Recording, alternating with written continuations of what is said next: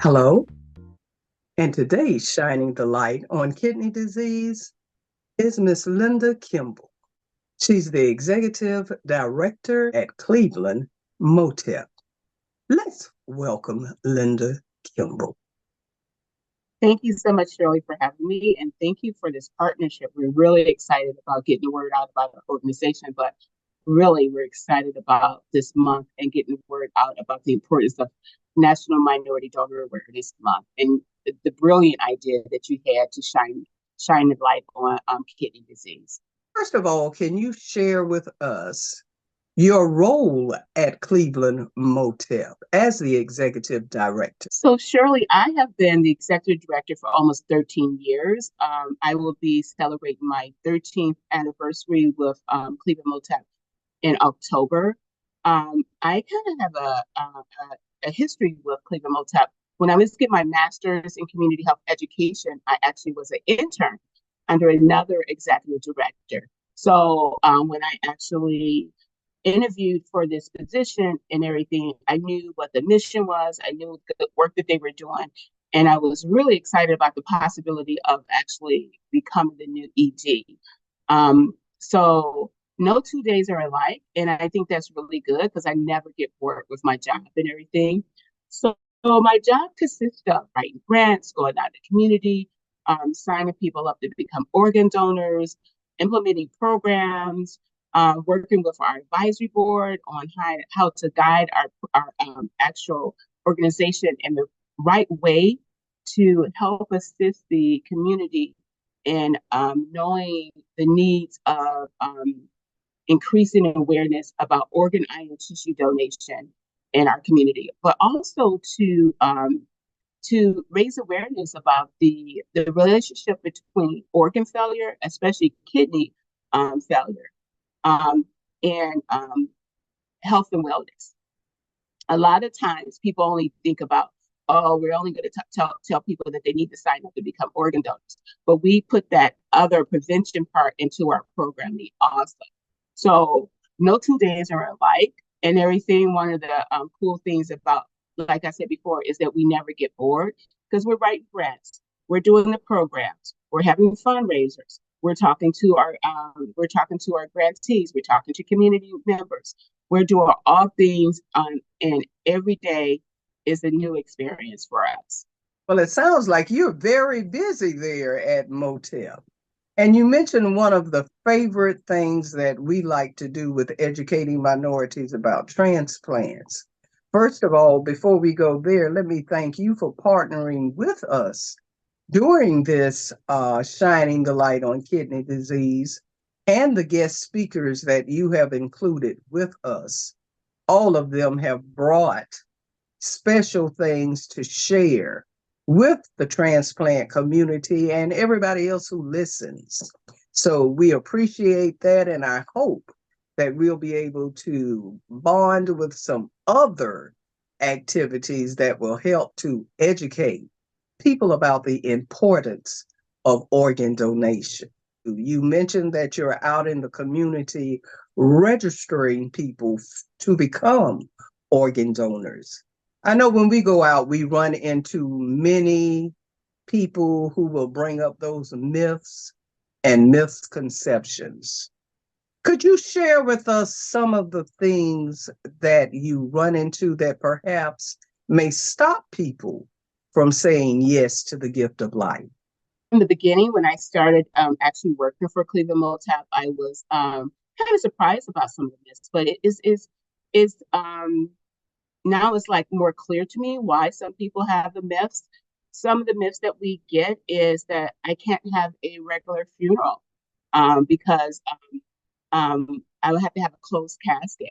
One of our board members is actually is part of a family that is like historically in Cleveland, Ohio, has one of the funeral homes that has been around for almost 50 plus years. And she is one of our hugest advocates. And one of the things that she wanted to make sure that people know is that they do a wonderful job with actually preparing that body, that person's loved one, that they can actually have a regular funeral with no problems and everything. They know what they're doing and everything. You can have an open casket when you actually are an organ, eye, and tissue donor and everything. So that's one of the myths. And one of the biggest myths and everything is that that doctor is not going to actually try and save me once they find out that I'm an organ donor. That's a huge myth. So one of the most important things that we do, and one of the most important ways to actually sign people up to become an organ donor, is to actually have conversations with them. It is really important. I know we always tell people that you can sign up online, you can go to the BMV. And oftentimes when you go to the BMV, they don't have enough time to actually have those personal conversations with you and everything. So it's important for us to talk to people about those myths and the misinformation that they have.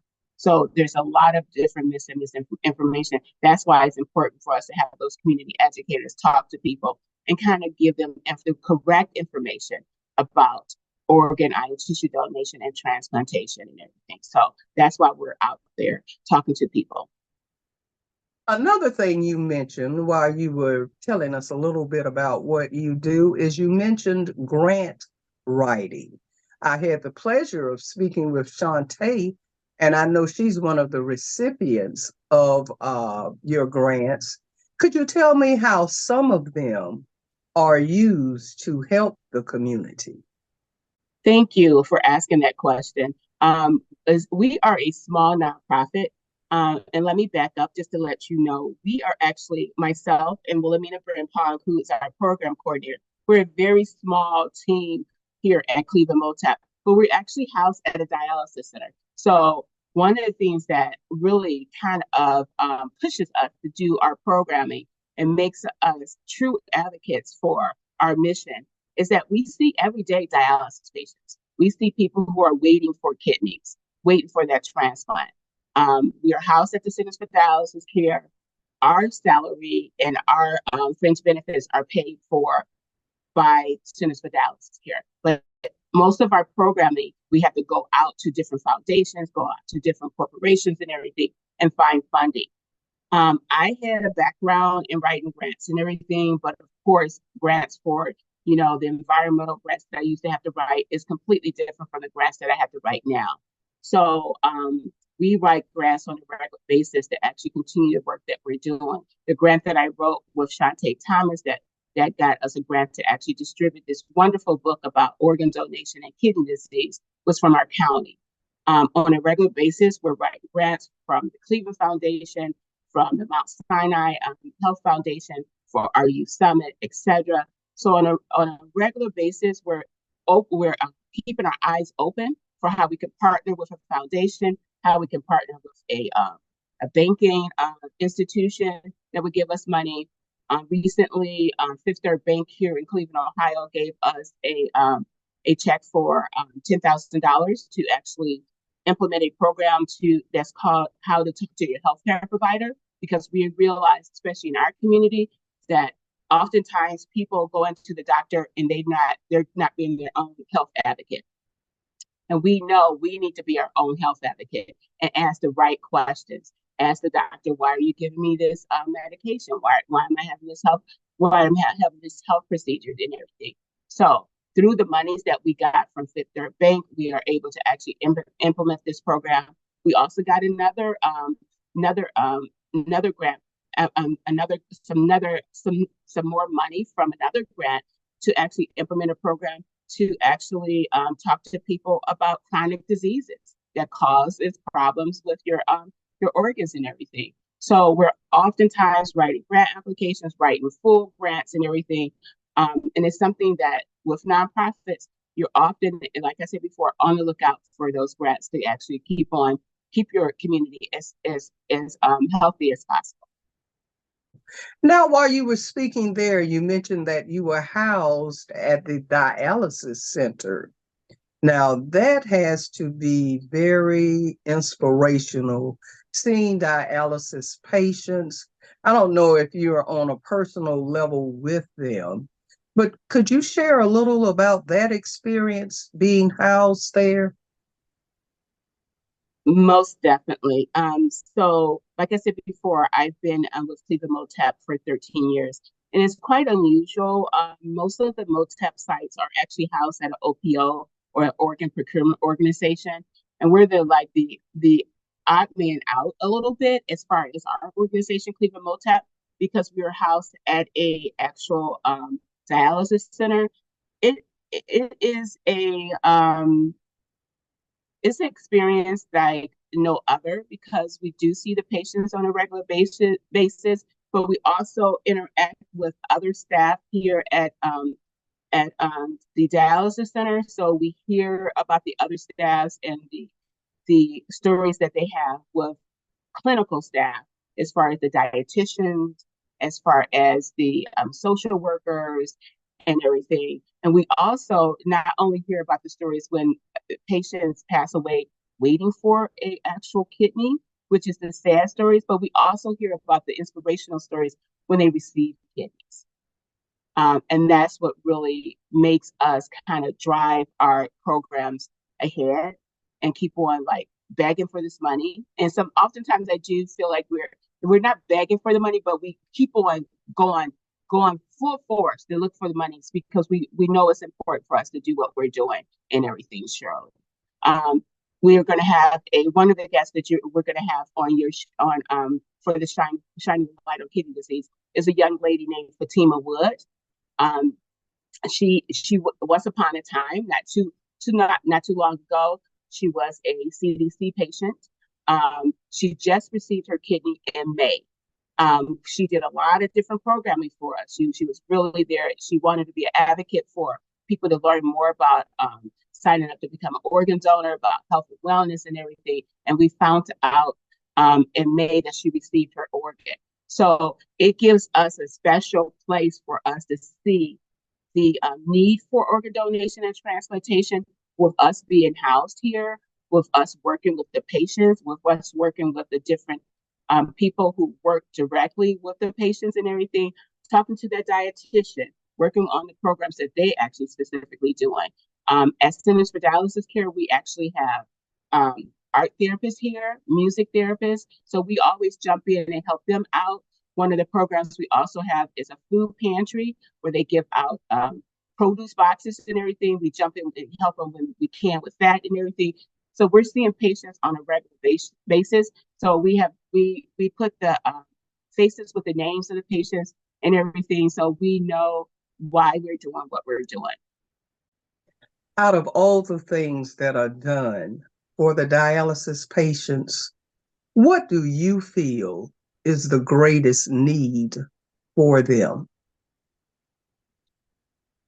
That's a great question, Shirley. I think one of the greatest needs for them is for them when they first come in, and that social worker, and we have wonderful social workers, is for them to feel comfortable in the place that they're going to be and feel comfortable getting their dialysis. We have an orientation with our dialysis patients for the social worker. They do an orientation and they tell them this is what it's going to look like for the first couple of weeks of dialysis to make them feel comfortable, because it's a scary situation for them. I mean, a dialysis is taking three days out of their week and everything for them to feel comfortable, but also besides being feel comfortable and give them the best information as possible what their days are going to be like and everything. Also, for them to give them the information on how to put themselves on the transplant waiting list. I was kind of surprised when I started at Cleveland MOTTEP that some patients, when they first start dialyzing, they just assume that they're going to be automatically put on the transplant waiting list. And that's one of the things that our actual social worker does with our transplant centers too, is give them that information too.